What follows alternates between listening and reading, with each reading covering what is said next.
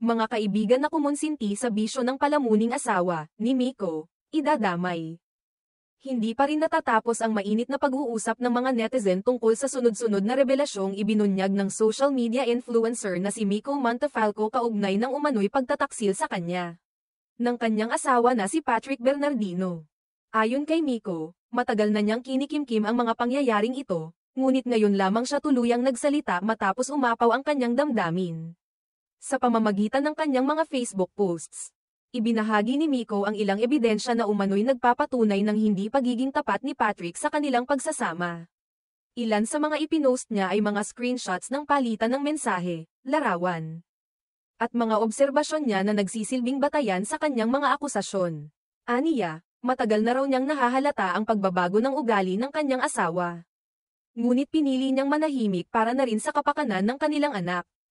Isang matinding pasabog ang lumabas nang i-upload ni Miko ang isang video kung saan makikita ang mismong komprontasyon sa pagitan niya at ni Patrick.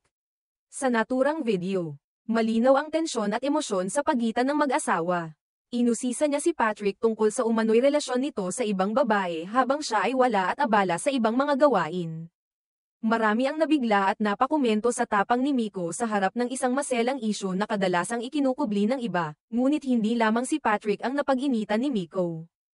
Sa isa pang Facebook post, sinabi niyang madadamay na rin ang ilang kaibigan ng kanyang asawa na umano'y may alam sa ginagawang panloloko ngunit pinili raw na manahimik at hindi man lang senita si Patrick.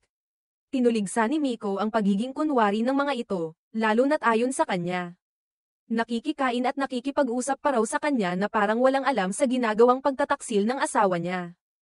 Idadamay ko kayong lahat, ani Miko sa isang matapang na pahayag na ipinalabas sa kanyang Facebook account noong Sabado, ika-24 ng Mayo.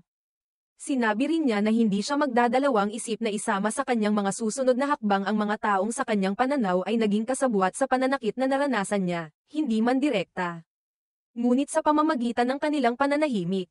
Kayong mga kaibigan ng palamunin kong asawa na ang lalakas ng loob tumingin at humarap sa akin kahit alam nyo kababuyan ng asawa ko.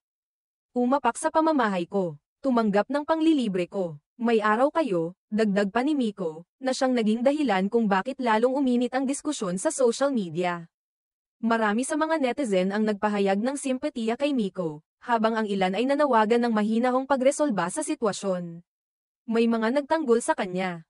Sinasabing may karapatan siyang ilabas ang sakit na nararamdaman, ngunit mayroon ding nagsabing ang ganitong mga bagay ay mas mainam kung pinag-uusapan ng pribado. Gayunpaman, para kay Miko, tila ang social media ang naging plataporma niya upang maipahayag ang kanyang panig at may paglaban ang kanyang dignidad. Ayon sa kanya, matagal na siyang nagtitimpi at ngayon lang siya nagkaroon ng lakas ng loob upang isiwalat ang katotohanang matagal na niyang kinikimkim. Sa ngayon, hindi pa nagbibigay ng anumang pahayag si Patrick Bernardino ukol sa mga akusasyon laban sa kanya. Patuloy pa rin ang pag-usbong ng mga komentaryo at reaksyon mula sa publiko. At inaabangan ng marami kung ano ang susunod na hakbang ni Miko, at kung paano haharapin ni Patrick ang eskandalo. Ang kwento ng kanilang relasyong ngayoy puno ng kontrobersya ay nananatiling bukas na libro sa mata ng publiko.